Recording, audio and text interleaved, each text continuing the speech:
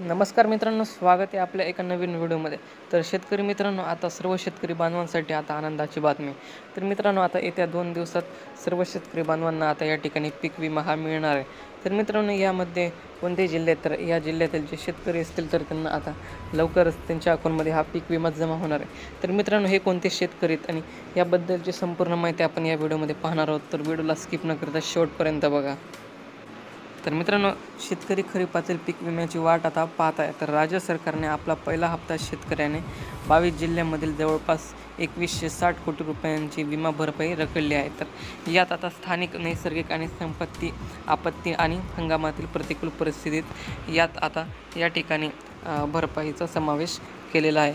तर यामध्ये 22 जिल्ह्यातील जे शेतकरी असतील तर त्यांना आता जवळपास 2160 कोटींची नुकसान भरपाई आता या ठिकाणी देण्यात येणार आहे.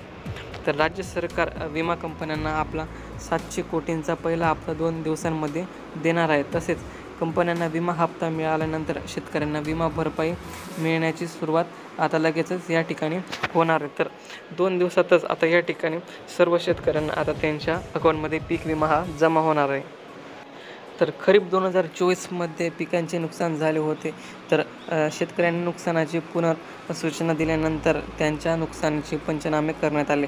तर काही ठिकाणी नुकसान वाईड स्प्रेडमध्ये गेले आहे. तर त्यातील राज्यातील जे 54,43,000 शेतकऱ्यांना आता या ठिकाणी विमा भरपाई मंजूर या ठिकाणी करण्यात आलेली आहे. तर मित्रांनो, या ठिकाणी आता 22 जिल्हे आहेत. तर हे कोणते जिल्हे आहेत तर आपण आता बघणार.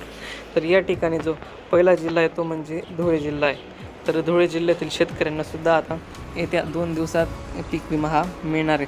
त्यानंतर नंदुरबार, पुणे, तसेच सांगली, कोल्हापूर, छत्रपती संभाजीनगर, जालना, बीड, धाराशिव, नांदेड, परभणी, हिंगोली, बुलढाणा, अमरावती, अकोला, वाशिम, यवतमाळ, वर्धा, नागपूर, भंडारा, गडचिरोली, तर असे हे जे 22 जिल्हे, तर या जिल्ह्यातील शेतकऱ्यांना आता लवकरच हा येत्या 2 दिवसात पीक विमा हा मिळणार आहे. तर मित्रांनो, या यादीमध्ये जर तुमच्या जिल्ह्याचे नाव नसेल तर तुम्ही तुमच्या जिल्ह्याचे नाव कमेंट्समध्ये नक्की कळवा, जेणेकरून जी सुद्धा तुमच्या जिल्ह्याबद्दलची अपडेट येईल ती तुम्हाला लवकरात लवकर आपल्या चॅनलवर बघायला मिळेल.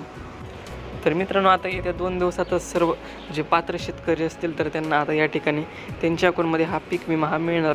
तर मित्रांनो, अशा पद्धतीची महत्त्वपूर्ण माहिती होती. हा व्हिडिओ जास्तीत जास्त मित्रांपर्यंत शेअर करा, जेणेकरून त्यांनासुद्धा ही नवीन अपडेट येईल. आणि चॅनललासुद्धा सबस्क्राईब करून ठेवा आणि व्हिडिओ आवडला असेल तर व्हिडिओला लाईक करा. धन्यवाद.